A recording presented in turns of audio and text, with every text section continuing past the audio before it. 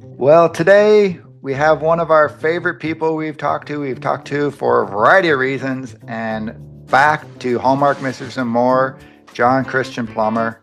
How are you doing today?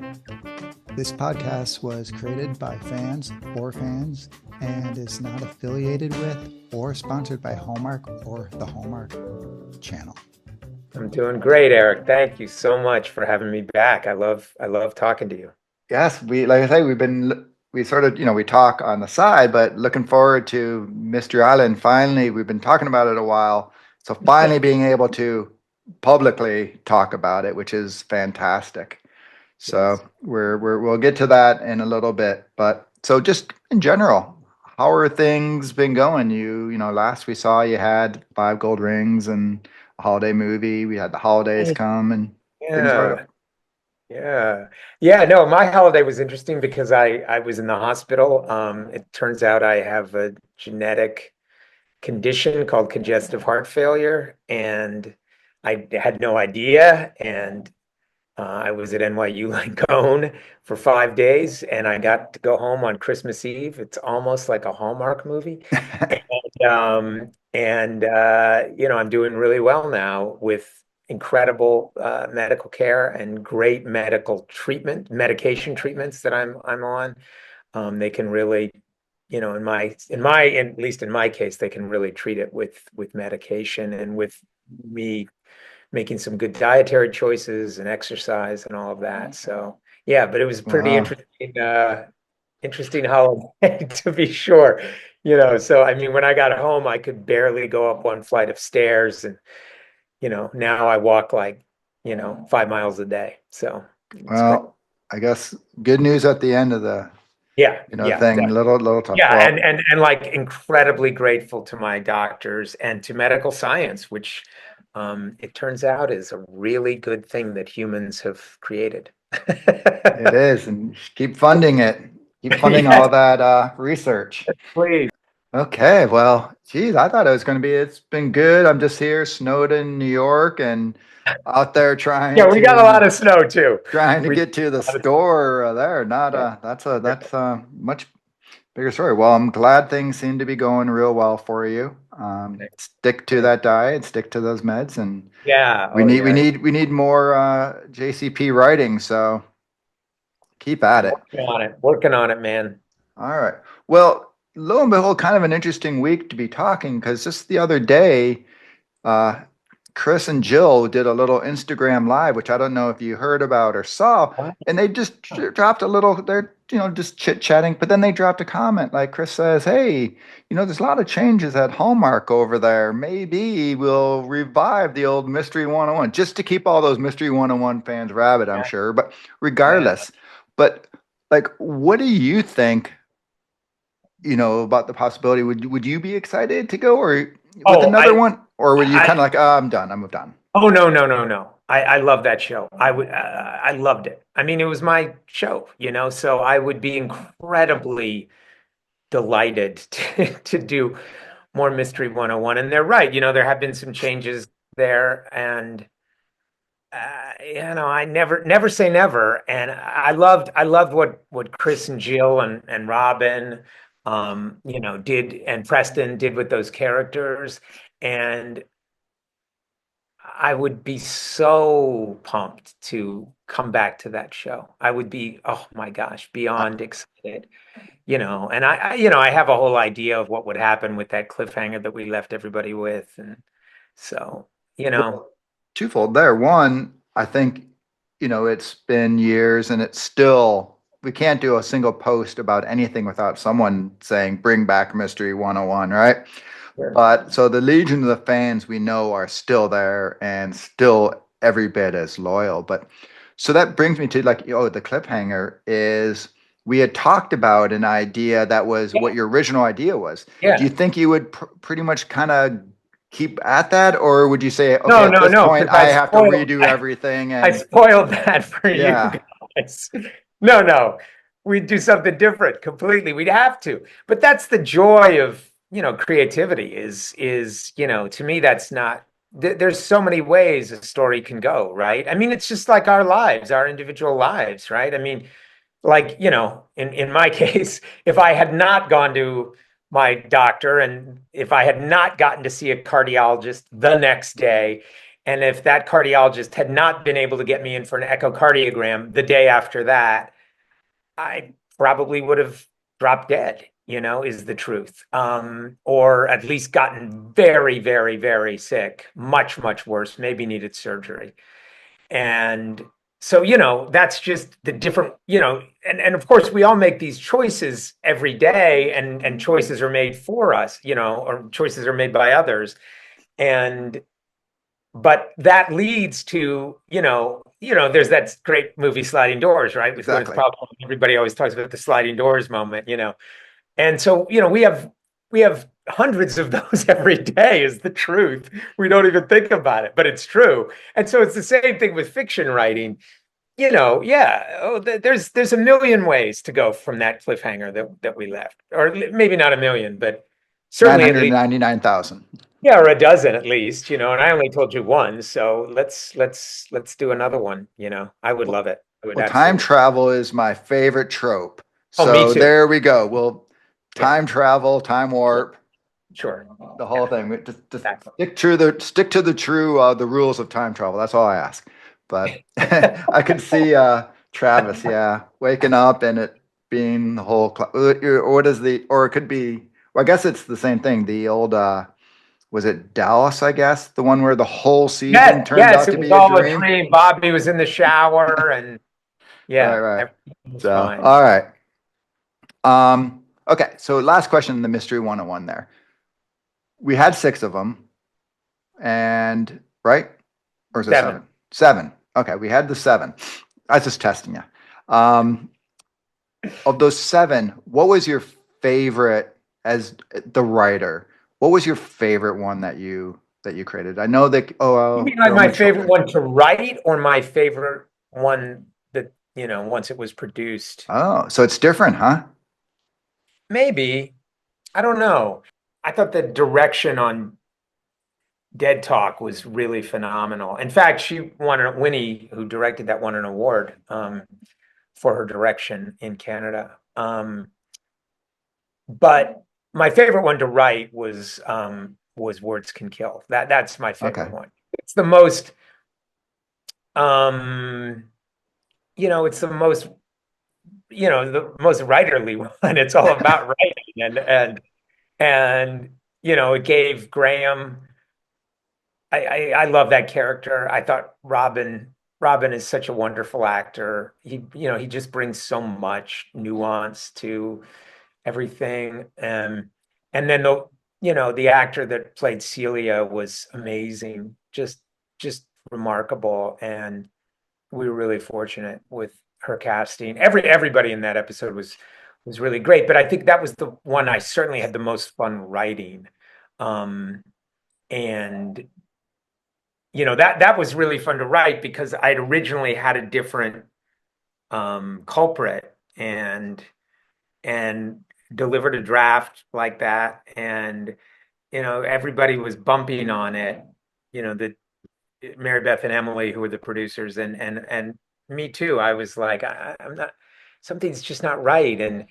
And normally they would have such clear idea of what was wrong, and they were really kind of upset. They were like, we don't know what to tell you, but and I said, I think we have the wrong killer. I think there's a killer behind the killer that we didn't realize. So that process of it was really fun too. And I also just think that the way that one plays out as a story, and the stakes that are there for Travis and Amy and Graham are all, you know, really personal in a way. And it, yeah, that was probably my favorite one to write. So. But I, they're you love all your children, right? So, Of course. yeah. But I mean, and But I you think also, on a day, you love one a little bit more. yeah, and I thought the direction on Dead Talk was just really fantastic, and it was also great that we got to set it in Seattle, and kind of get them out of their environment and see them in fancy dress, and Travis and Graham in tuxedos, and Amy in that beautiful dress. It was really fun. So, oh, and I loved Lachlan, who played the cop, Denny, who's a kind of a Hallmark regular, but Right.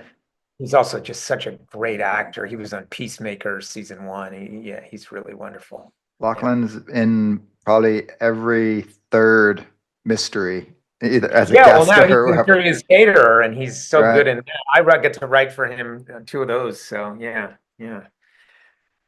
Well, as you said, all the joys of being a fiction writer, and I know that you're a big Agatha Christie fan, you're a big Shakespeare fan.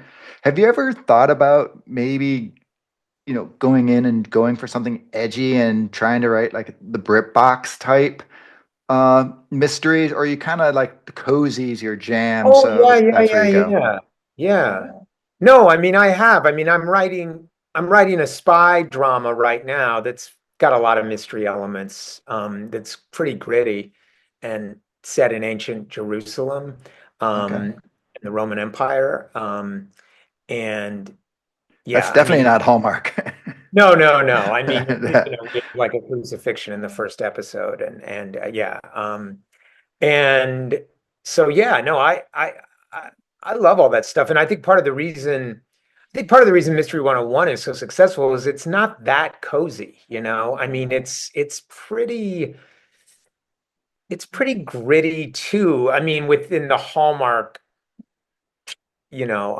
frame, but it deals with darkness a lot, I think, with the darkness of human beings and what they're willing to do and their desperation sometimes. And I mean, one of the big hallmarks of that series was to always at least, understand the killer's motives, even if you don't agree with them completely, you could at least sympathize with them, somewhat. And yet they, commit murder, which is the most horrible crime I think a human can be capable of.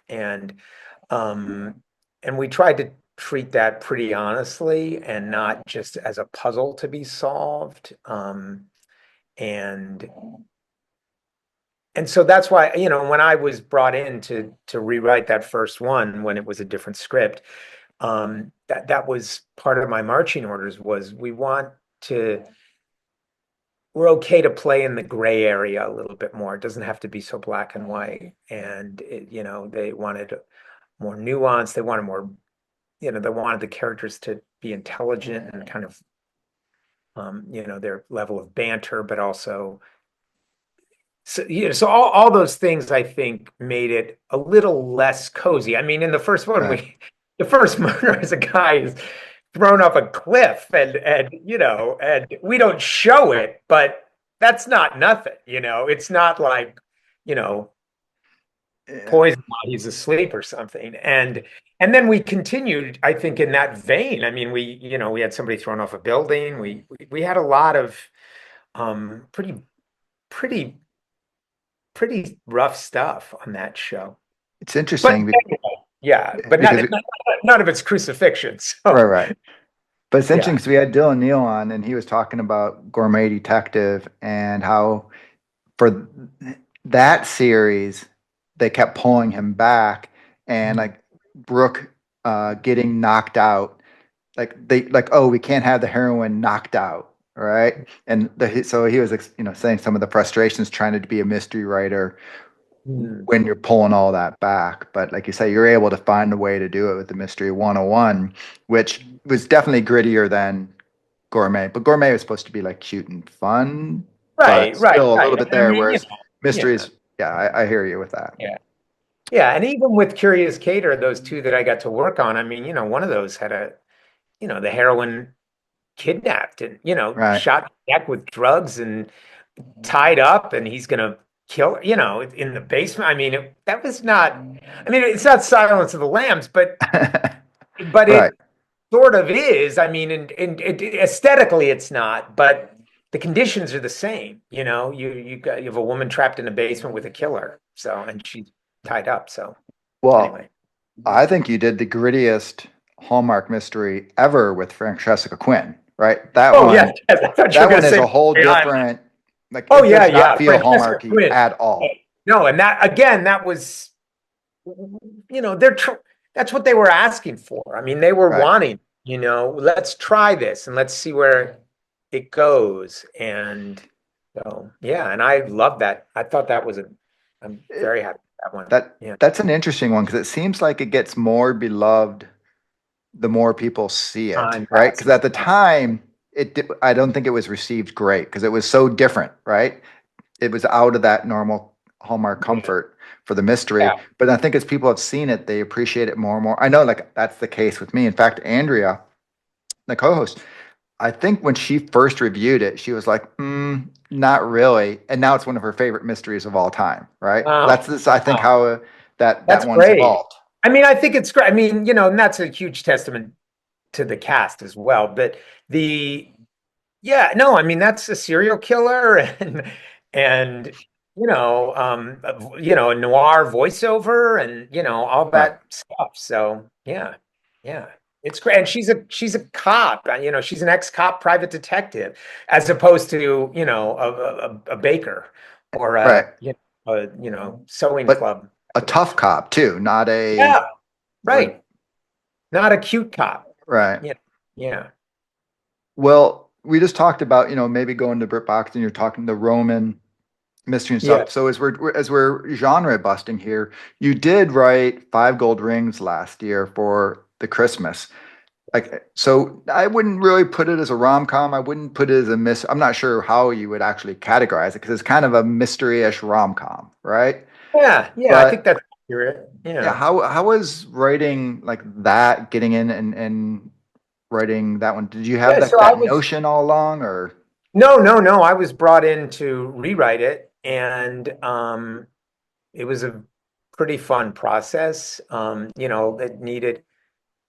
It needed work in both the mystery element and the rom-com elements. I mean, basically both sides of it needed a lot of help, um, and it was really fun. It was fun to do a mystery. It was a scavenger hunt, right? basically, or of sorts, and I really like that. I really enjoyed it. Sometimes it's fun to do a mystery where nobody gets killed and nobody's really nefarious. Sometimes it's nice to just have people who actually care about people and want to help them, which is what that movie is largely about. And yeah, I really enjoyed it. I really loved writing the banter for those two leads. They were really fun, and I like that, they let me have them know each other and have history and have even quasi-romantic history, or at least sort of romantic yearnings for each other from the past.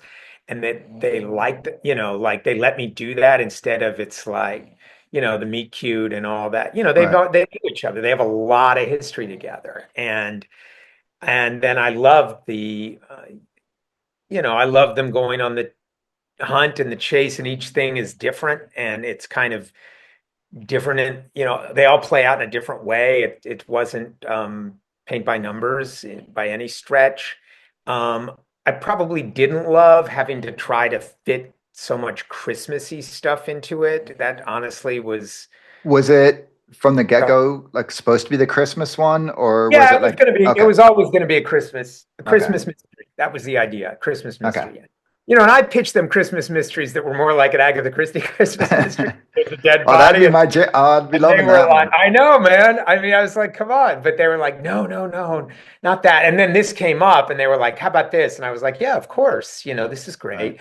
And I love that she was an artist who'd lost her voice. And, I think so many people can relate to that. I mean, a creative person who's not sure their place in the world and also the hometown stuff. I could deeply relate to that. I think a lot of people can. And then I loved the resolution. I thought the resolution was really beautiful and which was not, what was originally in the script at all. And I got to change pretty much everything. And that, and it's not just changing it for change's sake, but changing it to try to make a surprising adventure. It's sort of an adventure movie. It's sort Right. of a very quiet, um, and it's sort of like an adventure movie without stunts. And I enjoyed that, Well, so I it think was when fun. I reviewed it, I said for people to enjoy it, they have to, and I just called it a rom-com aspect. You need to let Mhm. the rom-com, because it really isn't, maybe rom-dram is better, but you're like you said, it is a little more of an adventure scavenger Yeah. hunt movie that has a romance element to it, but it is essentially, like you say, an adventure movie. Yeah. I think And when it's you view it funny that too. way, I it mean, fits a lot better. hopefully it was funny. I mean, hopefully you thought it was funny. I mean, Yeah. I thought it was funny. But you got great casting in it too. Holland. Yeah, they were great. They were so great. I mean, Love I thought Holland. they landed a lot of the jokes. They were just great. And they're not hard jokes. It's banter, a lot of Right. it. But they were funny and they had great, just, they played off each other really well.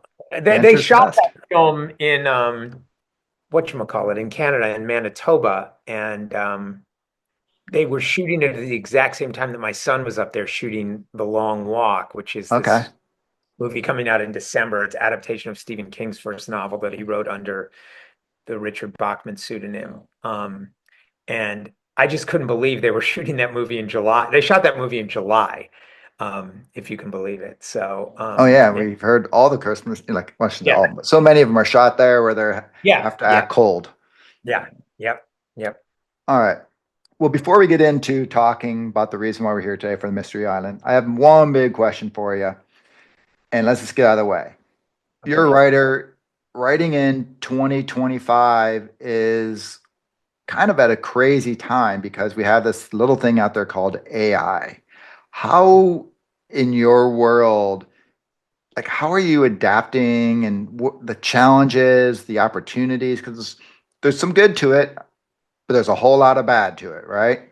So how do you deal with that in your creative Well, process? so fortunately, I'm a member of a union, the Writers Guild of America, and as people may remember, we went on strike a couple of years ago, and it wasn't just so we could get paid more fairly and get a more fair shake of the enormous amounts of money that the streamers and the studios are making, but it was also to protect writers, and not just writers, but to protect the product, the stories, the shows and the movies from AI.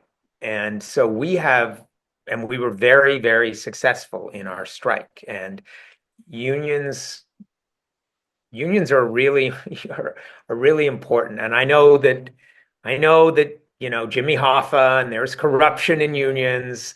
Of course, there's corruption in any corruption is available to any human organization. And so that's just, let's just accept that.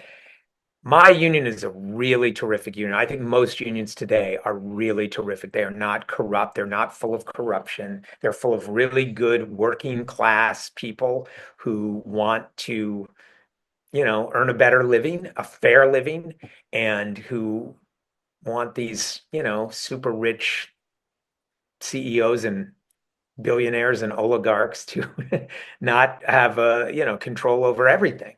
And so anyway, that said about unions,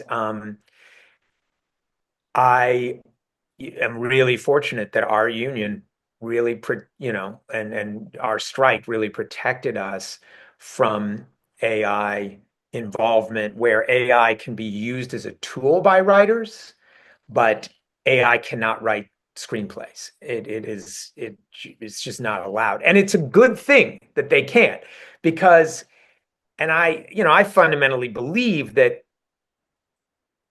as great as AI gets, and it'll get better and better in terms of, you know, um, its ability, it's not a human being. I mean, there's stuff that you and I go through, and, anybody listening goes through, that we can't even articulate ourselves. I mean, Shakespeare, the greatest writer in our language, was himself constantly um, trying to cast his feelings into words, and always coming up short, because that's what it is to be human. We can't, as great as words are, they're symbolic representations of this far more complex system called the human being, called the human heart or soul, and and all AI does is use symbols. I mean, it uses ones and zeros, right?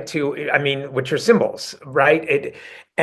All it does is reads all the symbols that we've created and written. So it can only ever be as good as a human being, but it will never, or sorry, it can only ever come up to the intellectual level of a human being. Of course, it can do it much faster, but it can never hit the spiritual level of a human being because it doesn't have a soul. And again, soul is just a word for what we all know we have, which is this life force that is beyond description, that animates us, animates our choices, and that leads to why we want to tell stories, is us trying to, we don't just tell stories to learn from each other, which that's a big part of it, but we also tell stories because we're human, because we want to inspire each other, we want to touch each other's hearts, souls, spirits, lives. And I don't think AI, because it fundamentally cannot have that, it will ever be able to take the place of human beings. So I'm really glad our union so far is making sure that's true. And if all you have to do is watch, anything that's written entirely by AI, like South Park did an episode about, it was all about AI. And then they did, the last part of the episode was written entirely by AI, and it's bad. That's the point, Right. it's bad. And comedy is difficult, as everybody knows, because you have to. I just heard this the other day. My friend Matt Walsh, who was with Upright Citizens Brigade, I guess at one point he said the only comedy is so difficult because other than porn, it's the only form of storytelling that requires a physical reaction from its audience to know if it's working.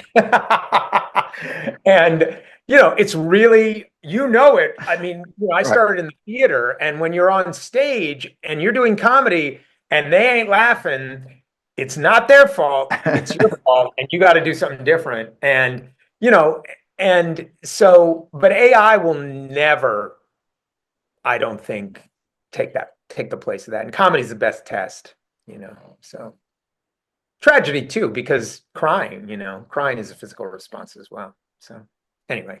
Do you use it as though kind of researchy in Yeah. aspects I and mean, I even haven't, because I like to read books and underline okay. things like that. But yes, I have friends who are writers who've already been using it as a research tool, and that's great. I think it's terrific. Again, it's a tool. Use it as a Right. tool. But like a computer's a tool. But a computer, doesn't make you write better. The latest version of Final Draft doesn't make you a better writer. Yeah, it's great they keep upgrading it and stuff, but it doesn't. It honestly, none of those things make you a better writer. What makes you Right. a better writer is, going through stuff, feeling pain, feeling joy, arguing with your family members, making up with your family members, stuff like that, and then of course reading and, and researching and everything. And that's why I almost, unless I was in a real time crunch, I wouldn't leave researching to a AI, because I want to read things. When you read, and for me, when I'm reading a physical book and I'm underlining things and making notes in the margin, it's a different cognitive processes are going on there. I mean, neurologists can talk to you about this, but when you use a pen or a pencil, it's different than when you're typing. Right. And that's why I write every draft in longhand usually first, because Well, it, there we go. Breaking news. yeah, yeah. I Please. didn't used to do that. And then I was on the subway and I was like, I can't break out my computer, and I just wanted to keep writing. And then I started to realize, oh, wow, this is flowing differently. And then I looked it up, and yeah. I mean, I looked up what neurologists had found about the different parts of your brain that light up when you're writing longhand versus typing. So Well, I agree with you. I think in marketing, and I have a lot of AI pressure on me, I always push back and I say, I'm all for AI if it's a tool to make us more efficient, but not to replace. And that's my big thing. And so I keep pushing back. And like whenever it's like, couldn't we just use AI to do this? I'm like, yeah, but it'd be crappy, or we could do a person and have it be great. So, all yeah, right. Well, let's get into some Mystery Island. And we're going to go back, right? So we had talked before the first one was released, and you had your expectations. You saw some clips like where they were filming this, that, and the other. But when you got to see that final product of Mystery Island, you had obviously written it and you put your heart into it. Your good, healthy heart now. But what did you like? Did it capture what you were trying to do? And were you like, oh, perfect? Because it wasn't I don't think an easy one probably to translate because A, you've got a Hallmark budget, B, you've got an exotic location, and there's a lot of different things to deal yeah, with and it, also I right? was on strike when they were shooting it, so I couldn't even communicate with them about it. Um, yeah, it was lots. It was a high bar for the production team and the cast, and I thought they totally met that bar, and leapt over it. I was blown away when I saw it. I really was. I was, delighted and constantly bemused, like, oh my goodness, how did they do this? I just thought it looked so great. I love the cast, especially the three leads, and yeah, they just completely deliver. It blew me away. It really, really blew me away. It's a great production team, and obviously they're the ones who've done the new ones. Um, so yeah, yeah, All right. Well, you have the new one coming out, and basically it's on an island where they do these fantasy mysteries, which kind of was the premise of the first one. right, How right, does the second one, it's like keep that same premise, but at the same time be fresh? right. Yeah. So the second one, so the show was very successful ratings wise, and I know, like, on the social media that I used to be on that I'm not on anymore, um some people just loved it. It was like their favorite Hallmark ever, and some people hated it. And Tom Waits used to say, I don't mind being hated. I just wouldn't like, being people not caring and about my work. And I agree with that. I'd much rather be hated than whatever, a shrug. So, but I guess enough people loved it that they that they asked for more. And so it's great to go back, great to revisit, you know, Amelia and Jason and Janie, who I just love as characters. And great to have the same location and to the challenge of not doing the same thing. And so with this one, Winner Takes All, they've sponsored a contest for publicity to, sort of an online contest, and the first two people to correctly solve this mystery puzzle that they've crafted will get to come to the island free and with their plus one. And then they also invite a murder mystery writer who's written several successful books and views herself as the heir to Evelyn Murtaugh, who's the mother of the founder of Mystery Island, which all plays in the first movie. Um, they've invited her to come to the island to sort of you know, again, bring more additional press to it, and maybe she'll write an article about it or something like that. And her husband comes. And so, this whole idea in the first one was all very wealthy people. They were all the original Right. investors in Mystery Island coming back for this anniversary gathering. And this one is a much, it's a much more middle class group of people, and that makes it, I think, a lot more fun. And then we also get to see, we have, in the first one, we didn't know how these mysteries were crafted. We didn't really see too much behind the scenes of Mystery Island itself, of how they write these stories, these puzzles, these games for people to play.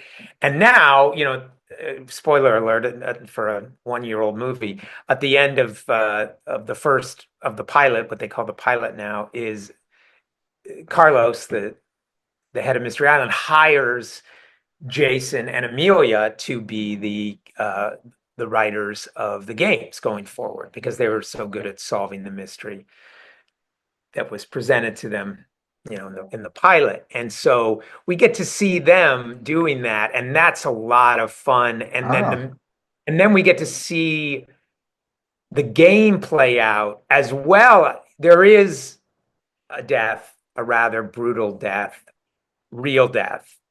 And so they have to solve that, but they also have to solve the players continue playing the game. And I don't want to say more than that for fear of spoiling it, but it's Right. really fun. It's really fun. And then of course we have Janie, who's like, I think maybe your favorite character, maybe Lover. possibly. Yeah. And so she's now got an executive position with Mystery Island. Carlos has asked her to, to really be the CEO and run things. And so she's much more involved, and they write her into the game, which is really fun. And they write her to be part. So it's great. There's things are working on lots of levels. Anyway.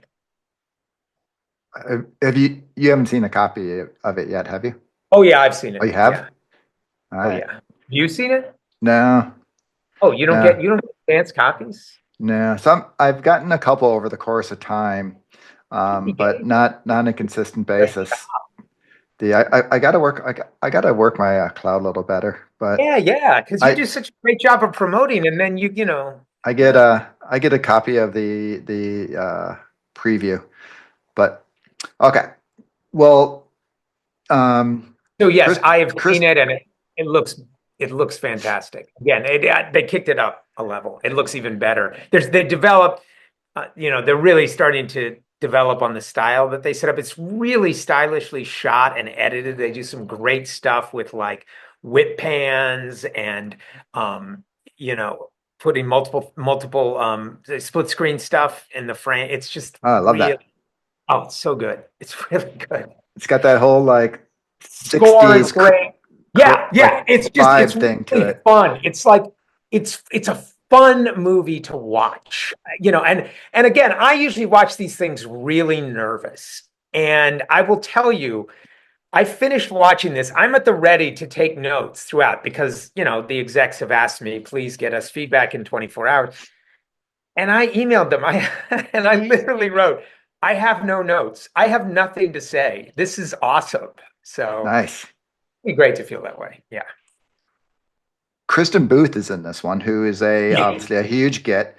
Now, I'm sure when you wrote it, because you wrote this ages ago, you had no idea that she was going to get cast. But when you found out that she was, did they have you do any adjustments because of her, or was it she just took the role and that went and it was normal rewrites while it was going on, that kind of thing?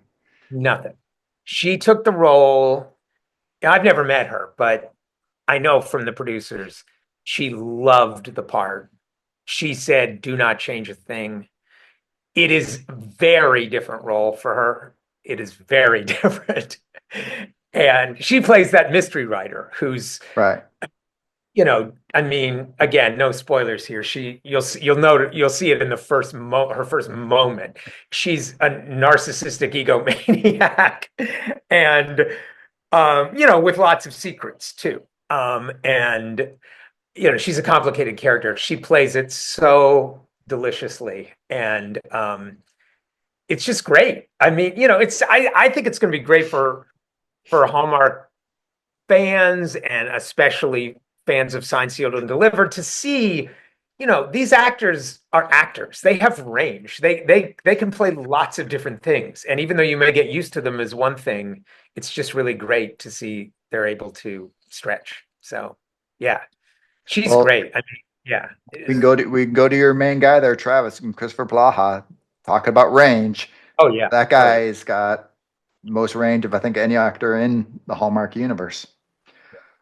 Well, who is, and it doesn't have to be the leads, whoever, but of the two that you've written now, who's your favorite character that, from a writing standpoint, that you just loved writing that character? Well, I love all my children equally, but Janie is, of course, my favorite to write for. I mean, she's just, she's wonderful. She's hilarious. She's, she's vain. She's, way Not too quick, way too quick to make judgments. She's smart, but she's not a deep thinker, she's emotional, and she's, thinks highly of herself. And she's a joyful person, too, so, and when I say Janie's my favorite to write for, but really it's the relationship between her and Amelia, and now her and Jason, because she and Jason have great stuff in this too, and in the ones that follow. So it's really all three of them. It's how Janie works with the two of them. That's what I enjoy writing the most. I think if I were just writing Janie on her own, she might not be as much fun, but it's the dynamic, the relationship dynamic. So it's kind of hard to talk about any character in isolation, because really all characters, especially in an ensemble thing like this, they exist in dynamic with each other. So I think, and it's hard to know, what if another thing, we'll go to sliding doors, right? But the casting, Kesey Burrows for that too. I just couldn't imagine anybody being more perfect. I didn't know her before, right? I couldn't tell you her whole canon, but she's brilliant. She is. I can't imagine that's not kind of what she's a little like in real life. Either that, or she is Meryl Streep. I've texted with her and stuff like that. I've never even spoken to her. I think she's so brilliant, so fantastic, and I will tell you, she does. As do all the actors, they follow the script. She's not improvising. So she may be like that in real life, but she's doing what's written and just bringing so much to it, Right. Bringing her life to it. And I think she's just doing it, she's honoring it really, but, at the highest level, which I think is what, any actor should seek to do. Just to pat you in the back, we have had enough of the actors who have read your work, who have performed it, who have said that you make it very easy for them as actors with the way you write. So I think that probably helps her. I just found out, I was just talking to her the other day, she's Welsh. I did not know that. Oh, I didn't know that either. So, yeah. Because she has such a... So that's not her accent. She's doing right. Yeah. That's the thing, is she has such a posh accent that I kind of just assumed. She's a baroness. I mean, right. And Welsh is not anything against it, but it's not a posh accent, right? Oh, not at all. So so that's they get trained. In drama school, you get trained to do all these different accents. And then actors in the UK, even just. Think growing up as people, there's so many different dialects over there, right? So you're learning them at a young age. So I have a question about this, because, and you obviously know far more than I do about the future and where they go, but do you have a mandate when you're writing the Hallmark mysteries where the leads do have to have romantic intention, progress? As there, or could you actually have them just be very good co-conspirators or I guess not conspirators, solvers, and really friendship, but not do the romance thing? Or is it kind of like, hey, this is a Hallmark mystery, got to have that romance work its way in? Yeah, so far in all the ones I've done, that's just part of the deal is the romance. But And is it kind of like a dictate though, I guess, or is it just sort of, it just is what it is? yeah, I mean, I think everybody knows it. I mean, I don't know. I don't remember if anybody ever said it to me. It's just you just Like, know that's the deal. right. Okay. And that's why it's, always, a female lead and a male co-lead and, stuff like that. I'm always for like, let's hurry it up. Like, let's get them together. And, these are like adult people. And if they're attracted to each other, what are they waiting for? And if they are waiting, then you need to make clear reasons, like we, you know, built it into the characters in Mystery 101, for instance. Travis was divorced and there was a lot of baggage for him around relationships. And then you find out that's the same thing as, not that Amy was divorced, but that she was engaged to be married. And, there again, there's lots of relationship baggage. And so you have to I think you have to justify what is a network dictate into character. You have to, because people have reasons they resist romance or resist commitment. And so with Mystery Island, well, you'll see. I mean, I don't want to spoil anything, but some of that stuff comes in, some other things come into play that are keeping Jason and Amelia from not just, falling into each other's arms and passionately making out. But that the goal is to get there eventually, get there when it's right, when the timing is right. And I know like on some movie series for Hallmark, Siri just thought I was talking to her. On some movie, franchises for Hallmark, they wait like, I don't know, 10 episodes, whatever. And I'm always sort of in favor of trying to get there more quickly. Like with Mystery 101, I think they first kiss in the fifth one, I believe. Yeah. Well, we talked about it for Curious Cater, which, like I said, you did the first Right. two, that it did take a while. And to your point, it seemed like it took a little too much time, that we'd had a whole conversation that, and this is why I brought it up, we would have been perfectly comfortable with Tom Them Schultz just and being Goldie friends. just being Yeah, friends, friends. because they had established that so well that it seemed like they kind of missed that point when they should have become the couple, right? Now that they're a couple, finally, Okay. it's comfortable, but it just, we got to a point where we're like, okay, we don't care about the romance. Let's just stay with there. And that's why I was just curious if Yeah, where yeah. I they mean, go. those are based on books where the characters are married. They get married like in the Yeah. second or third book. Well, we all know about the Curious Getter books, and the movies are not Yeah. very similar. Wild. So, Yeah. but well, so going back to Mystery Island, you saw the first one, like you said, you were blown away how great it was. We had talked about how you just did not imagine that you'd be able to find a space that was that perfect. It's in Yeah. Panama, right? I think. Yeah. Yeah, how they found that which mansion or whatever it is that was Yeah. just so Yeah. perfect. So then when you wrote the second one, the sequel, did you like, now that you knew what you had to work with, did that like Oh, for build sure. into how you now wrote Well, because you knew what you had to work hopefully with? you'll see that. Yeah, hopefully you'll see it in the show. And also trying to stretch beyond, see more of the island. There's more to the island. And so with all the subsequent movies, we're getting to see different parts of this island. Part of it's been constructed for games, So yeah, but definitely you're not writing in a vacuum, in a black box anymore. You're writing for a specific location, and that helps a lot. That helped a lot. So yeah. All right. Well, just to wrap up, here's my idea I have for you. Okay.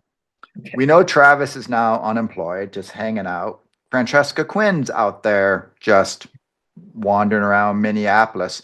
what if the two of them were to come to Mystery Island together, and then the two of them go ahead and help Amelia and Jason solving the next crime, and you get all of them all lumped together, trapped on this island. A lot of detectives. Yeah, I mean, what if you even had more detectives from other Hallmark franchises all come to Mystery Island for a big detective? The detective conference. Yeah, exactly. Well, and Travis is not unemployed. He's working. He's still a detective. I mean, the fictional universe continues in everybody's head, right? He's still a detective. Yeah. With the But no, it's theoretically canceled. So he's just wandering the streets with no idea what to do. But Travis still lives on as, and somebody should be writing fan fiction about it. Yeah, no. Well, back to your original point, who knows? Maybe we'll go back to Garrison and do another mystery one. That would be amazing. But yeah, I love your idea. It would be really fun. That's actually a really great idea to do a detective conference with all these different Hallmark detective characters. That would be phenomenal. And then throw in Perot just for fun. It would be like a ridiculous budget though, because you'd have to pay everybody. You'd have to pay everybody lead prices, and so they wouldn't. I don't think they'd pull that off. Yeah, it would be a really good idea though for like a Christmas special almost, kind of thing. Not in I'm talking like in the UK when they do Christmas specials. They're not necessarily always they are about Christmas. So this would have to be set at Christmas time. Oh, like anyway, the Doctor Who Christmas. Yeah, the Doctor Who Christmas specials. Yeah, exactly. Right. Okay. All right. Well, do you have anything other going on that you can share with us that's coming down the road, maybe? Well, there's more Mystery Island coming. That's all I'll say. Okay. So it's not the end of.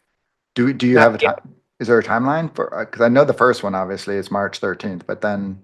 Yeah, I have to leave that to the Hallmark PR department. Okay. Talk about. All right. Well, hopefully we don't have to wait too long. Sometimes they sit and make us wait, and some of that momentum. It's like, oh, I know. Let's ride it.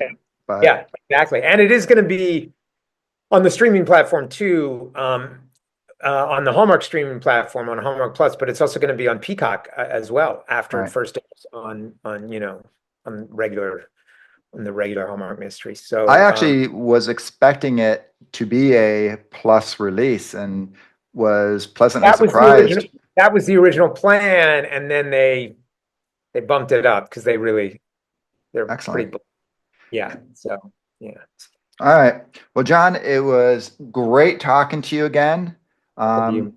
Stay healthy. Hope everything keeps going well for you. And I think the groundhog saw his shadow, so you have a little longer winter ahead of you. But yeah, it's very cold here. Very cold. Yeah, it's pushing 90 here, so a little different on different sides of the coast here. So. All right, man. Thank you so much, as always. So thank you very much for spending some time with us. Take care.